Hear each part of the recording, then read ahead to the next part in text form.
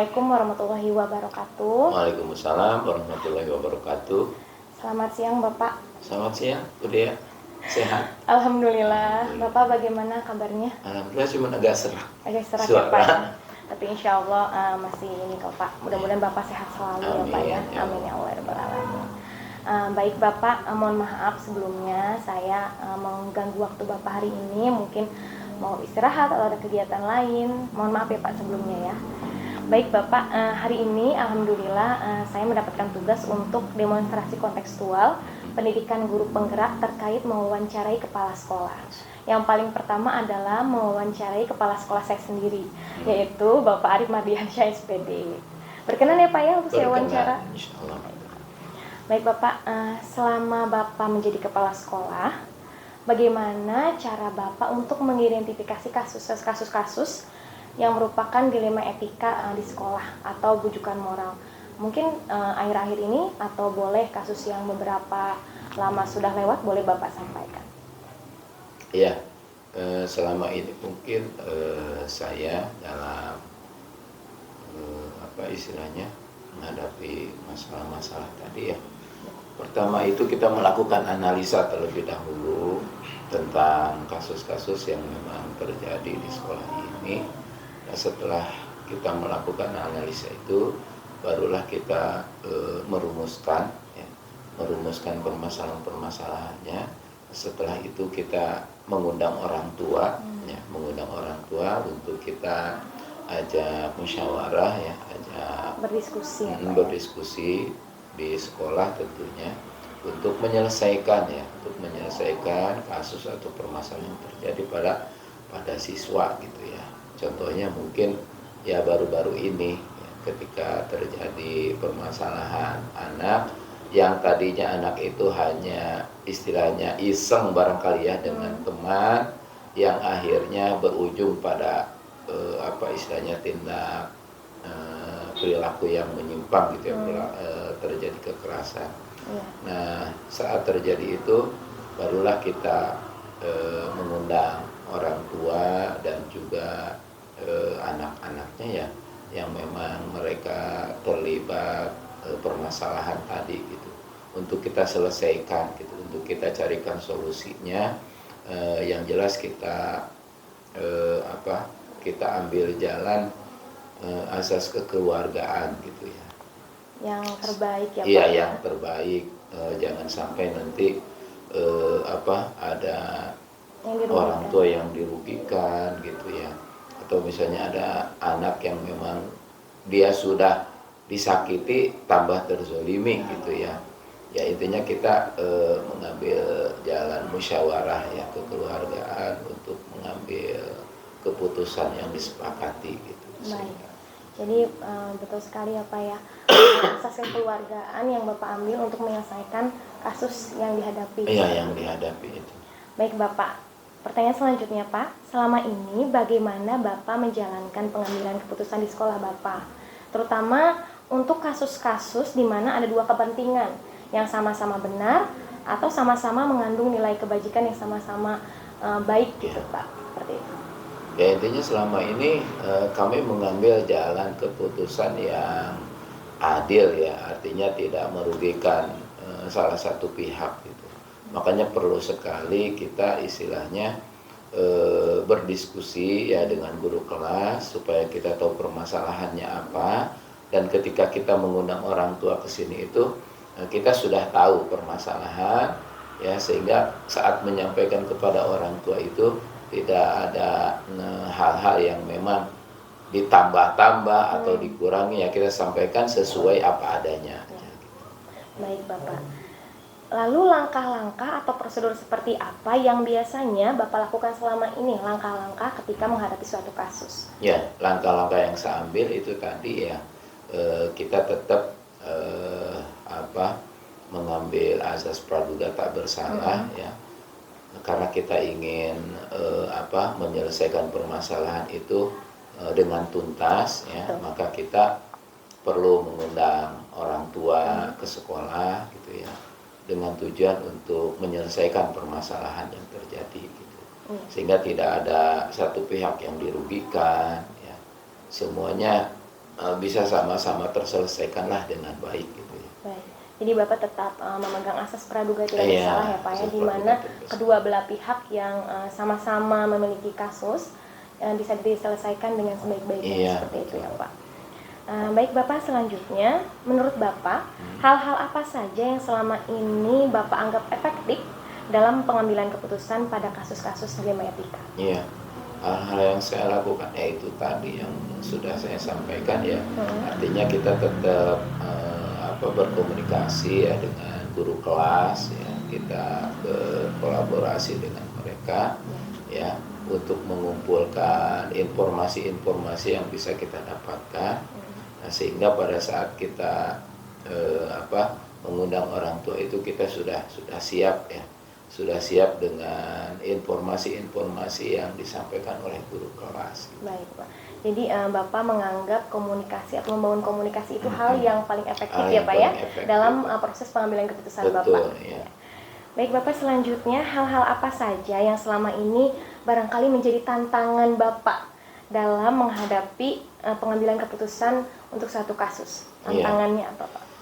Tantangannya itu kalau ada permasalahan yang memang artinya kita tidak bisa mengambil keputusan sendiri ya. Betul. Tetap kita harus melibatkan guru kelas ya sebagai partner kerja kita gitu, karena kan selama ini mereka yang tahu karakter anak, perilaku anak gitu. Sehingga kita bisa bekerja sama lah dengan mereka ini ya, dengan guru kelas, sehingga ada permasalahan-permasalahan yang terjadi itu bisa diselesaikan. Baik. Apakah Bapak punya sebuah jadwal tertentu dalam sebuah penyelesaian kasus? Apakah Bapak langsung menyelesaikannya di tempat atau punya jadwal sendiri untuk Bapak menghadapi setiap permasalahan di sekolah? Iya, kalau untuk jadwal sendiri mungkin tidak ada jadwal khusus ya. Artinya sifatnya kondisional aja gitu, situasional. Ketika memang ada permasalahan ya baru kita menentukan waktunya gitu, kita selesaikan. Kalau memang hari itu bisa kita selesaikan, alhamdulillah. Kalaupun tidak ya kita cari waktu yang lain gitu ya, cari waktu yang memang ada. Baik kita sebagai pimpinan pihak sekolah di sini, begitupun dengan orang tua ya. Kalau memang waktunya sama-sama ada gitu baru kita tentukan. Jadi bentuknya itu situasional ya Pak ya, tergantung kasus yang dihadapi. Betul, barangkali ya Pak. Baik Bapak, selanjutnya adakah seseorang atau faktor-faktor apa yang selama ini mempermudah atau membantu Bapak dalam proses pengambilan keputusan dalam kasus-kasus di sekolah? Yang jelas ada ya. Jadi yang bisa membantu kasus-kasus di sekolah itu adalah para guru ya, guru-guru kelas, yang mana guru-guru kelas ini adalah partner kerja kita di sekolah gitu, sehingga mereka sangat dibutuhkan ya, mereka sangat dibutuhkan sekali untuk kita bisa mendapatkan informasi ya, sehingga ada permasalahan apapun atau kasus apapun yang terjadi bisa diselesaikan dengan baik. Jadi faktor yang paling mendukung adalah hubungan dengan rekan kerja, terutama guru di sini ya Pak ya, yang tahu lapangan, yang tahu karakteristik murid seperti apa, barangkali seperti itu ya Pak ya. Atau bisa juga melibatkan komite, ya komite sekolah, karena kan di sekolah kita ada tim ya, ada tim TPPK ya. Nah iya, tim penanganan yang kekerasan itu ya Pak ya. Betul. Kalau berhubungan dengan itu, baik Pak. Pertanyaan terakhir barangkali ya Pak ya dari saya, dari semua hal yang Bapak sampaikan tadi, pembelajaran apa yang dapat Bapak petik dari pengalaman Bapak selama ini dalam mengambil keputusan dilema etika? Iya, pembelajaran yang bisa saya ambil adalah bagaimana kita bisa bekerja sama, berkolaborasi dengan baik dengan para guru gitu ya, sehingga kita bisa mengambil keputusan yang sesuai yang kita harapkan gitu ya. Artinya bekerja sama dengan baik dengan para guru. Baik Pak, jadi pembelajaran yang Bapak petik adalah bagaimana membangun kolaborasi dan bekerja sama dengan baik dengan guru. Seperti itu ya Pak ya. Baik Bapak, alhamdulillah proses wawancara hari ini kepada Bapak sudah selesai. Mohon maaf jika ada pertanyaan yang kurang sesuai ya Pak ya. Semoga Bapak sehat selalu. Amin. Terima kasih atas jawaban-jawaban Bapak yang luar Ya, biasa. sama-sama. Terima kasih banyak Bapak sekali lagi. Saya akhiri ya Pak ya. Ya, Wassalamualaikum warahmatullahi wabarakatuh. Waalaikumsalam warahmatullahi wabarakatuh. Terima kasih banyak Pak. Sama-sama Bu Dea.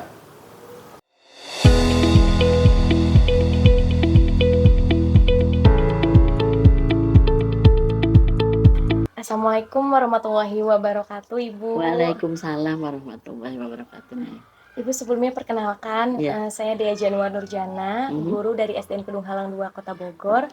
Memohon izin kepada Ibu untuk berkenan diwawancara terkait tugas kami, yaitu demonstrasi kontekstual mewawancarai kepala sekolah terkait keputusan-keputusan yang sudah kepala sekolah ambil selama ini. Berkenan Bu Eti untuk diwawancara, Bu? Insya Allah. Mohon izin ya Bu Eti ya. Mangga. Baik Ibu, pertanyaan pertama dari saya, selama ini bagaimana Ibu dapat mengidentifikasi kasus-kasus yang merupakan dilema etika atau bujukan moral yang terjadi di sekolah? Kasus-kasus yang terjadi di sekolah Ibu, seperti itu. Bagaimana cara Ibu mengidentifikasinya? Mohon. Baik Neng, Ibu akan jawab ya sesuai dengan pengalaman Ibu yang telah terjadi baik di sekolah ini maupun sekolah sebelumnya.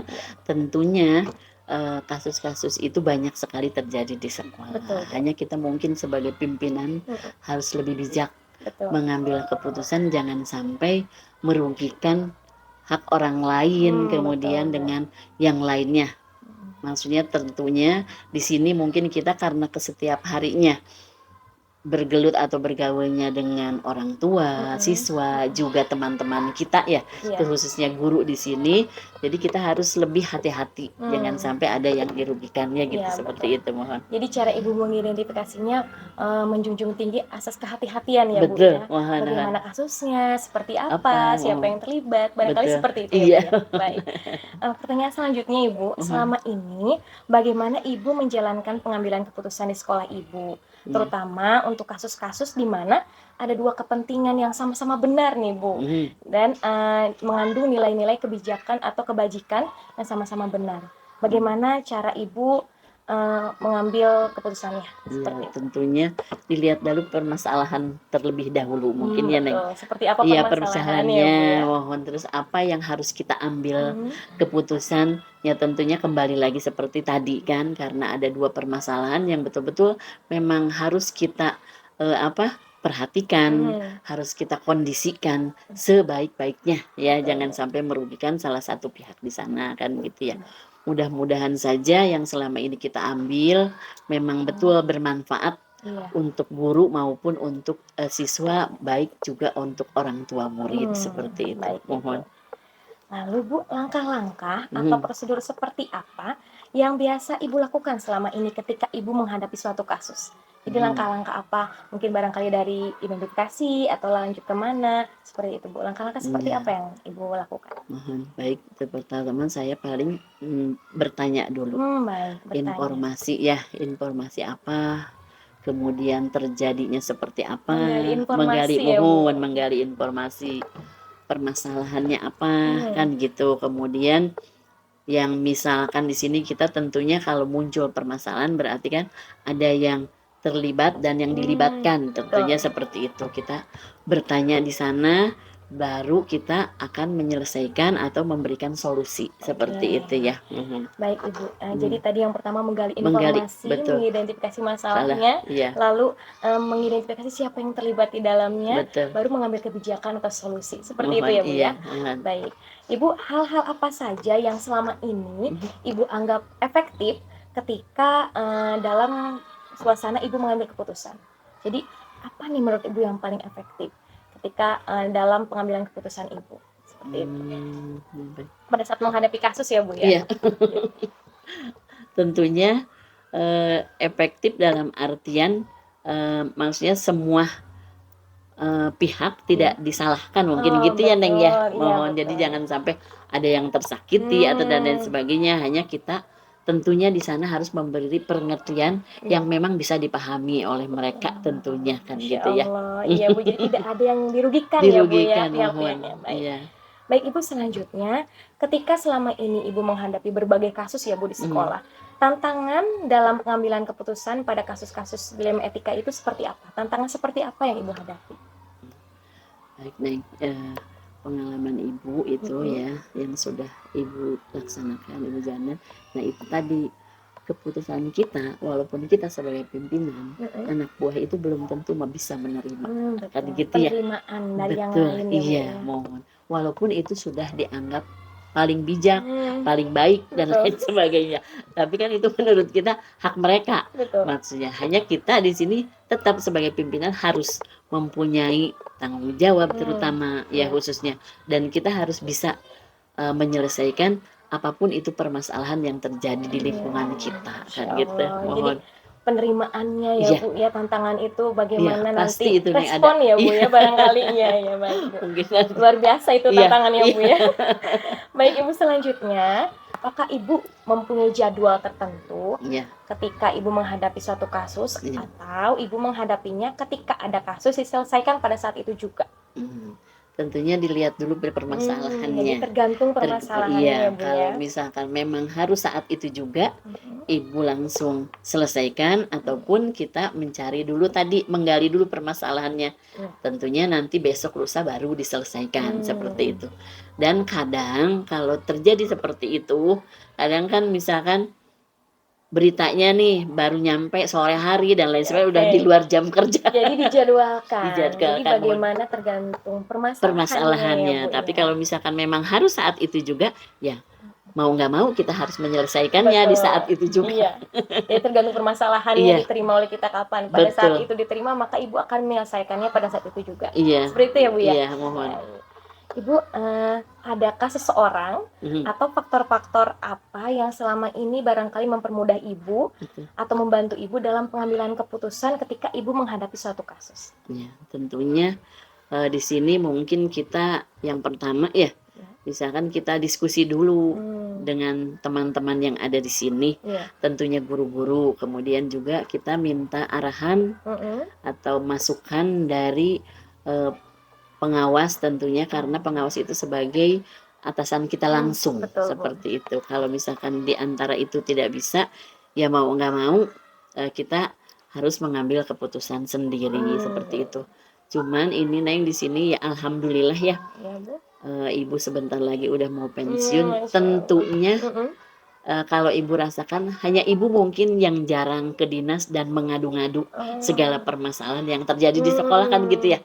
Jadi sebisa mungkin kita selesaikan sendiri, jangan sampai mencuat keluar dan lain sebagainya gitu. Ibu dedikasinya ya Bu ya ketika menghadapi suatu kasus.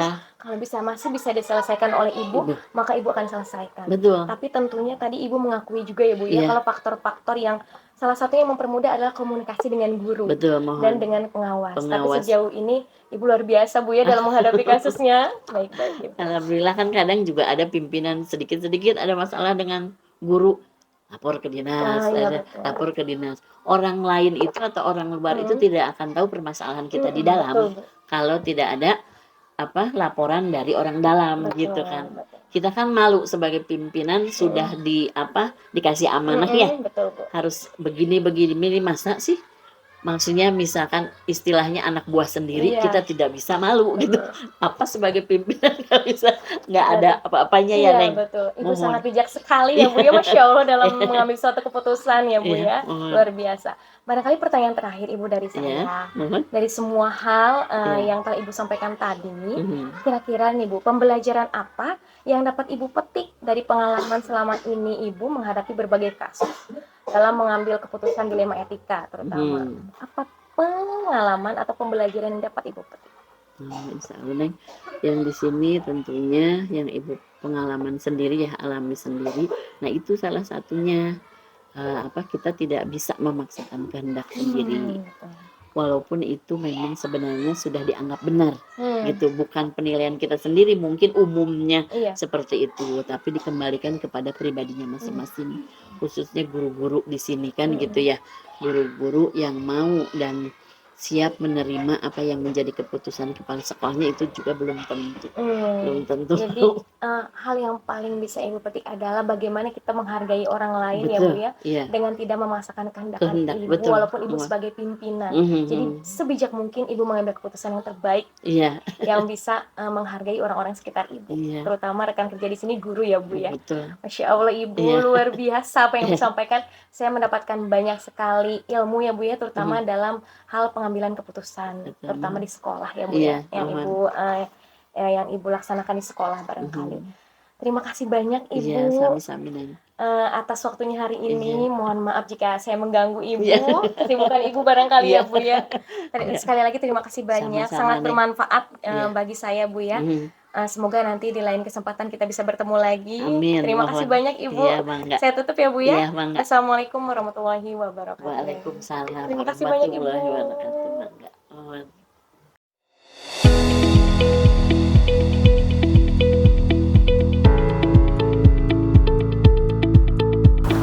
Assalamualaikum warahmatullahi wabarakatuh, Bu Hida. Waalaikumsalam warahmatullahi wabarakatuh, Bu Dea. Selamat siang, Bu Hida. Siang. Sehat, Bu Hida?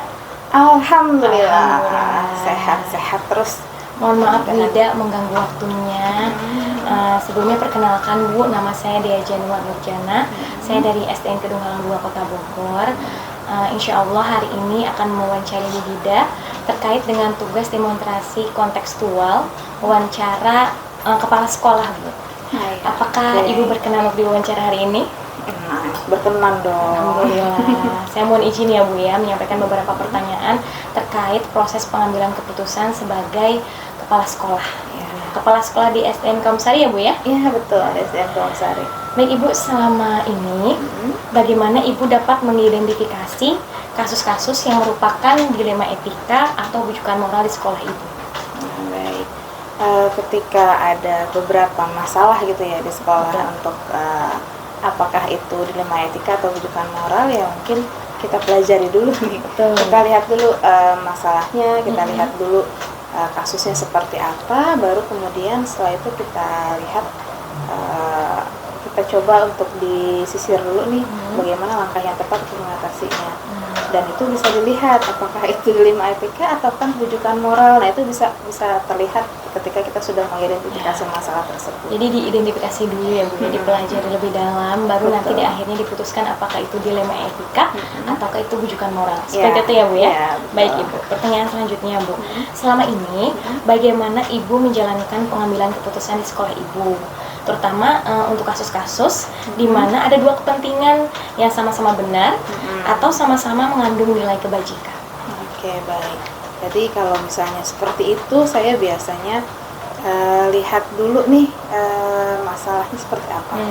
Ketika kita lihat ada indikasi bahwa di masalah tersebut sebenarnya menurut pendapat A benar, menurut pendapat B juga benar. Tapi kita harus lihat dulu seperti apa yang harus kita lakukan. Nah, contohnya seperti saya ada kemarin sempat ada bukan kasus sih sebenarnya ada sedikit problematika kegiatan sekolah seperti di ekstrakurikuler. Nah, di ekstrakurikuler BTQ ya, baca tulis Quran ya Bu ya. Betul. Nah, ini memang ada awalnya daftarnya banyak, terus kemudian biasalah ya ini alam ya, seleksi alam gitu. Jadi akhirnya semakin kesini adalah setengahnya. Nah, dan itu ada pendapat juga dari beberapa guru, gimana ini? Apakah nanti saya harus hentikan dulu BTQ-nya atau bagaimana? Ada juga orang tua, jangan atuh Bu, jangan diberhentikan. Ini kan soalnya bagus ini untuk apalagi terkait Quran ya Bu ya sebenarnya. Betul. Aduh, gimana ya? Nah dari situ nih kita coba untuk pelajari lagi. Kira-kira apa sih pentingannya? Iya, betul. Kita lihat dasarnya dulu apa, kenapa kita ada ekskul BTQ tersebut.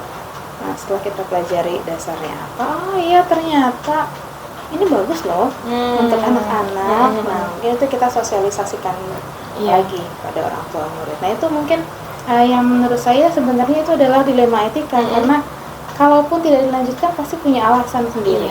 Dilanjutkan pun ada alasan juga. Cuma memang kita harus memilih mana yang lebih baik untuk semua. Betul. Baik Ibu, pertanyaan selanjutnya Ibu, langkah-langkah atau prosedur seperti apa yang biasa Ibu lakukan selama ini dalam menghadapi kasus dilema etika seperti itu biasanya? Biasanya saya coba untuk panggil terlebih dahulu. Yuk kita duduk bersama di sini, baik tabayun ya Bu ya. Betul. Baik itu orang tua maupun guru. Kalau guru ekskulnya kan dia mah ya ada lanjut, kalau nggak ada ya sudah. Bagaimana keputusan Ibu sebagai pimpinan? Karena memang kan kita ambil gurunya dari luar. Nah, kita duduk bersama, kita bicarakan apa titik masalahnya gitu ya. Masalahnya itu apa yang sebenarnya, dan menurut orang tua sebenarnya makin dikit Bu. Menurut guru iya Bu makin dikit, tapi kan ini sebenarnya bagus gitu untuk anak-anak. Oke, baik. Mungkin nanti kita obrolkan lagi. Akhirnya saya panggil, biasanya sosialisasikan lagi nih. Panggil, bukan dipanggil konfirmasi ulang ya, kita lihat lagi.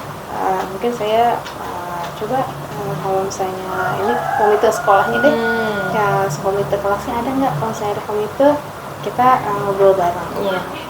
Nah ternyata menurut komite pun sama seperti yang guru tadi ya.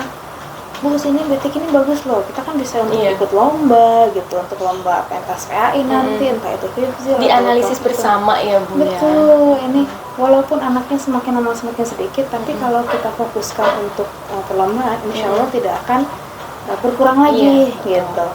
Oke, baik, nanti mungkin kita pikirkan dulu, kita lihat dulu nih apakah kedepannya akan ada progres gitu ya. Nah setelah minggu pertama, kedua, ketiga setelah kejadian itu, alhamdulillah ternyata tidak ada lagi yang mundur. Berarti bertahan dan memang sudah terasa positifnya ya Bu di dalam ekskul itu. Jadi memang perlu disosialisasikan juga pada orang tua bahwa ekskul BTK ini bukan semata-mata anak-anak suka atau ingin belajar tentang bahasa tulis Quran, tapi juga ada manfaatnya dari situ. Nah baru setelah itu saya ambil keputusannya ya udah lanjut saja. Nanti kita bisa koordinasi lagi dengan guru ekskulnya, kita sosialisasikan lagi pada orang tua, dan akhirnya masih bertahan sampai sekarang. Alhamdulillah ya Bu. Jadi langkah-langkah yang Ibu ambil insya Allah sudah tepat ya Bu ya. Dimana tadi dikumpulkan terlebih dahulu, lalu diidentifikasi bersama, dianalisis apa kelebihannya atau kekurangannya. Tapi saya lihat tadi lebih fokus pada kelebihan-kelebihan yang timbul dari ekskul BTK ini, sehingga pada akhirnya ekskul ini bisa bertahan dan diharapkan nanti berprestasi ke depannya seperti itu ya Bu ya. Baik, luar biasa Bu ya. Selanjutnya, hal-hal apa saja yang selama ini Ibu anggap efektif dalam proses pengambilan keputusan, terutama dalam kasus-kasus yang berkaitan dengan dilema etika?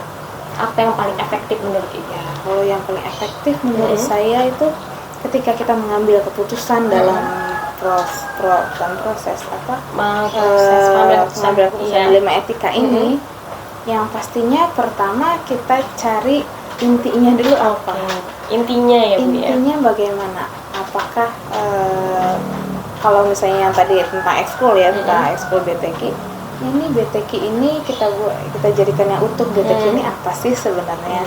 Apakah itu bermanfaat atau tidak? Kemudian kita lihat lagi apakah ada kepentingan orang tua atau tidak. Karena di sini saya ambil guru ekskulnya dari luar, jadi tidak ada kepentingan dari sekolah maupun dari orang tua murid gitu. Apakah ada seperti itu? Nah baru setelah itu kita lihat lagi mana yang paling tepat. Itu mungkin yang untuk yang menurut saya yang paling efektifnya itu lihat dulu intinya itu apa. Baik, luar biasa Bu. Jadi yang menurut Ibu paling efektif itu adalah ketika bisa melihat sesuatu dari intinya yang paling dalam itu apa gitu ya Bu. Betul. Baik Ibu, selanjutnya hal-hal apa saja, kalau tadi kan hal yang efektif, kalau sekarang hal-hal apa saja yang selama ini merupakan suatu tantangan dalam mengambil keputusan, dalam proses pengambilan keputusan yang Ibu hadapi selama ini di sekolah, kira-kira tantangannya kira-kira tantangan apa Bu? Like and dislike. Oh, oke. Suka dan tidak disukai. Iya. Setiap keputusan itu pasti ada ya Bu Iya, ya. betul.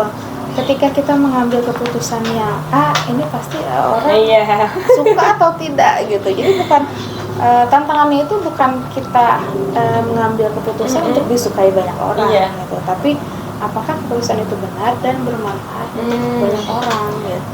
Agar tidak ada yang berat sebelah seperti itu ya Bu Betul. ya. Agar sama-sama baik, Iya. sama-sama enak, barangkali Iya, seperti itu ya Bu ya. betul. Masya Allah. Ya, jadi like dan dislike tadi ya Bu ya. Tantangannya itu. Iya, tantangannya baik. Baik Ibu, selanjutnya apakah Ibu memiliki sebuah jadwal tertentu untuk mengatasi suatu kasus, atau Ibu mengatasi suatu kasus pada saat itu juga ketika ada masalah? Lalu bagaimana prosedur yang Ibu ambil? Seperti itu. Kalau saya sih fleksibel. Tergantung masalahnya. Masalahnya seperti apa. Kalau misalnya memang kita perlu masalah tersebut kita harus segera diatasi, terutama yang berhubungan dengan keselamatan, kemudian dengan nama baik sekolah mungkin ya, itu kan perlu segera diatasi. Iya, betul. Nah itu saya mungkin akan segera langsung turun. Tapi kalau misalnya kaitannya seperti yang tadi nih, yang ekstrakurikuler tadi, itu kita bisa atur jadwal dan kita harus ya itu tadi tabayun dulu kan. Iya, betul. Kita tabayun dulu, kita lihat dulu benar atau tidak ada pendapat seperti itu dari orang tua, atau jangan-jangan cuma hoax doang gitu ya. Nah itu ketika ada yang seperti ya kita buat jadwal lagi. Ya pastinya ditentukannya ya sesuai dengan baik kegiatan saya maupun kegiatan orang tua atau komite. Jadi kita harus duduk bersama nih, karena agak repot juga kalau lewat WhatsApp gitu atau hanya takutnya ada salah paham ya Bu. Betul, Ya, takutnya itu. mispersepsi. Mispersepsi, betul. Jadi fleksibel ya Bu ya. Kadang terjadwal, kadang tidak, tergantung masalah yang dihadapi seperti itu ya Bu ya. Baik, Ibu, adakah seseorang atau faktor-faktor apa yang selama ini mempermudah atau membantu Ibu dalam proses pengambilan keputusan, terutama dalam kasus-kasus yang berkaitan dengan dilema etika? Ada faktor tertentu, pastinya faktor internal kita juga ya. Baik itu dari saya bersama dengan guru-guru gitu, atau dengan sesama komite sekolah juga. Dan kalau memang saya ada hal yang memang saya agak bingung untuk mengambil keputusan ketika sudah diskusi dengan guru, ketika sudah diskusi dengan komite maupun orang tua, tapi masih ada bingung juga. Saya punya opsi yang lain, ada atasan saya mungkin ya. Jadi saya mungkin bisa bertanya dan minta saran dari beliau. Jadi faktor-faktor yang mendukung itu adalah orang-orang sekitar Ibu ya. Betul. Guru-guru di sekolah itu komite, lalu ada atasan Ibu tadi pengawas mungkin ya Bu di sini ya, seperti itu. Betul ya Bu ya, luar biasa Ibu. Barangkali ini pertanyaan terakhir Ibu dari saya. Dari semua hal yang telah Ibu sampaikan tadi, pembelajaran apa yang dapat Ibu petik dari pengalaman Ibu selama ini mengambil keputusan, terutama dalam kasus dilema etika? Jadi pengalaman apa nih yang bisa Ibu petik? Kalau pengalaman saya semakin belajar untuk lebih intuitif ya. Ketika kita punya apa ya, ini agak susah diungkapkan ya, feeling so good ya, intuisi intuisi kita. Tapi itu kan bukan satu-satunya cara ya, betul. karena kita juga harus lihat fakta yang ada gitu, fakta yang ada di lapangan. Nah itu kita harus bisa memilah-milih mana yang dilema etika, mana yang rujukan moral gitu. Sehingga kalau kita sudah terbiasa dengan kasus seperti itu, kita akan tahu, wah ini mah kayaknya nih dilema etika. Kalau dilema etika saya harus ada seperti ini. Ada 9 langkah yang untuk menentukan itu ya Bu, luar biasa. Lumayan. Jadi tadi pembelajaran Ibu bisa petik lebih hati-hati mungkin ya Bu ya dalam mengambil sebuah keputusan. Apakah itu yang terbaik ataukah ada harus disesuaikan sedikit seperti itu ya Bu ya. Jadi Masya Allah Ibu, tidak terasa pertanyaan-pertanyaan ini sudah saya ajukan semua ya Bu ya. Alhamdulillah. Terima kasih Ibu atas kesempatannya diperbolehkan untuk mewawancari Ibu. Semoga Ibu sehat selalu. Amin. Semoga di lain kesempatan kita bisa bertemu lagi ya Bu ya. Sekali lagi saya ucapkan terima kasih banyak Ibu. Saya mendapatkan banyak pelajaran ya Bu ya dari yang Ibu sampaikan tadi. Terima kasih banyak Ibu sekali lagi. Sama-sama. Saya akhiri Ibu. Wassalamualaikum warahmatullahi wabarakatuh. Waalaikumsalam warahmatullahi wabarakatuh. Sama-sama Bu Dea.